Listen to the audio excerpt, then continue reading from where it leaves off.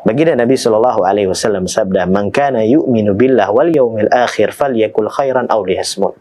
Barang siapa yang beriman kepada Allah dan hari akhir, maka hendaknya dia berkata baik atau diam. Kalau kita tidak mampu berucap dengan ucapan yang baik, maka kita diam. Apabila kita ingin membongkar aib orang lain, ingin menjatuhkan orang lain, harusnya kita berkaca kepada diri kita. Kita juga memiliki banyak aib. Ada perkataan indah dari Ibnul Qayyim rahimahullah ta'ala. Beliau mengatakan, berbahagialah bagi orang yang menyibukkan dirinya mengurusi aibnya sendiri daripada mengurusi aibnya orang lain. Kemudian beliau melanjutkan, dan celakalah bagi orang yang sibuk memperhatikan aibnya orang lain dan lupa kepada aibnya sendiri. Kalau kita mau jujur jamaah, aib kita sudah banyak. Kekurangan kita sangatlah banyak, dosa kita sangatlah banyak. Harusnya kita memperbaiki diri kita terlebih dahulu.